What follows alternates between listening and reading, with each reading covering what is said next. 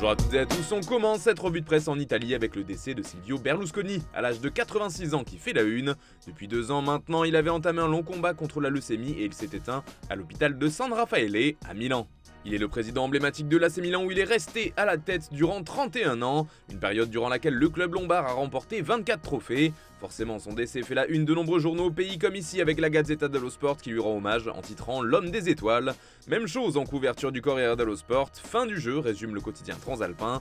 Tandis que du côté de Tuttosport, on le compare même à un roi. Sa disparition fait la une de nombreux journaux généralistes puisqu'il a été un grand homme d'affaires dans le milieu des médias italiens mais aussi un homme politique. Président du conseil à 3 reprises mais aussi de nombreuses fois ministre, c'est toute la presse européenne qui revient sur la mort d'Il Cavaliere, comme le font la Stampa mais également El Mundo en Espagne ou encore Libération du côté de la France.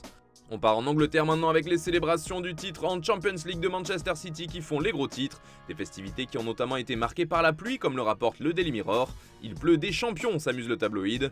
Et si lors de la finale, peu de joueurs sont sortis du lot chez les Sky Blues, il y en a un qui s'est particulièrement illustré durant les célébrations, c'est bien sûr Jack Grealish.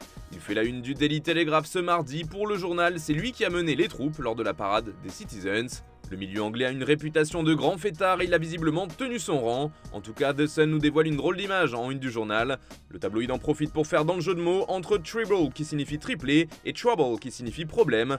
Un problème, Jack, se demande justement le média anglais qui ajoute qu'on sait que la gueule de bois est forte quand Kyle Walker doit aider à sortir de l'hôtel à Ibiza. En tout cas, on espère que Grealish retrouvera bientôt toutes ses forces et pourquoi pas une bouteille d'eau. Toujours de l'autre côté de la Manche, c'est encore l'international anglais qui fait la une du Daily Mail, mais ce qui nous intéresse ici, c'est plutôt l'information que rapporte le journal concernant Everton. Le club est en plein chaos, titre le tabloïd, puisque Carlo Ancelotti a porté plainte contre les Toffees. Avant son retour au Real Madrid, le technicien italien était passé sur le banc à Everton. Il a donc décidé de poursuivre son ancienne équipe en justice.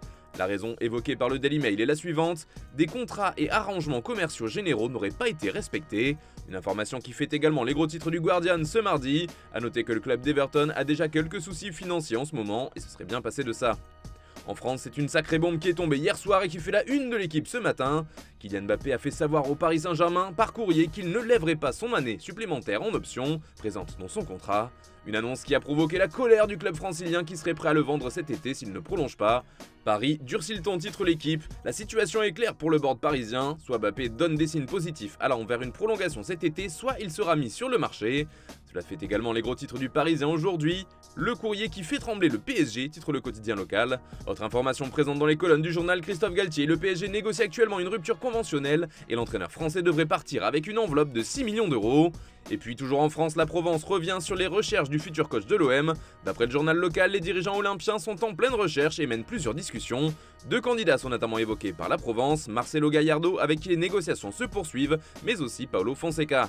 On part en Espagne maintenant avec l'information concernant Mbappé qui fait sans surprise les gros titres de la presse sportive. Il est en une du journal AS qui explique qu'il se met à portée du Real Madrid avec cette annonce. Même son de cloche en couverture de Marca qui utilise cette même expression. Le média ibérique ajoute qu'avec cette annonce de ne pas prolonger, le PSG n'a pas d'autre choix que de le placer sur le marché des transferts. Reste à savoir si le Real voudra sortir le chéquier cet été alors que Mbappé sera libre un an plus tard. Le président Florentino Pérez avait d'ailleurs expliqué que le Français viendrait un jour au Real, mais pas cet été. Mais si jamais un club comptait se l'offrir, combien devrait-il payer? C'est le New York Times qui répond à cette question. D'après le quotidien américain, les dirigeants des Rouges et Bleus exigeraient un prix supérieur à 185 millions d'euros. Affaire à suivre. On termine ce tour de la presse toujours en Espagne avec Ilkay Gundogan qui fait la une de Mundo Deportivo. Le journal nous livre les raisons qui poussent le Barça à en faire une priorité pour cet été. D'abord, l'international allemand est libre de tout contrat, sa signature est donc moins chère que s'il avait fallu le transférer. Son expérience mais aussi la possibilité de jouer à plusieurs postes au milieu en font un joueur très intéressant pour les Catalans, mais également sa capacité à scorer comme il l'a prouvé ces dernières semaines avec Manchester City. Et puis c'est un milieu de terrain et c'est le poste sur lequel Xavi veut des renforts. C'est ce que rapporte justement l'Esportiu dans son édition du jour. Le coach du Barça souhaite que son club concentre ses efforts pour renforcer l'entrejeu de son équipe, notamment après le départ de Busquets. Enfin, c'est Jorge Mendes qui est en couverture de Sport. Le quotidien évoque une opération Mendes, car c'est lui qui va gérer le départ d'Ansu Fati, mais également la prolongation du jeune Alejandro Balde. Le club blaugrana a organisé un sommet avec Mendes pour évoquer ces questions-là, mais également l'intérêt pour Joao Cancelo. Voilà, c'est tout pour ce matin. Bonne journée à tous, on se retrouve tout à l'heure pour le JT et demain pour une nouvelle revue de presse sur Foot Mercato.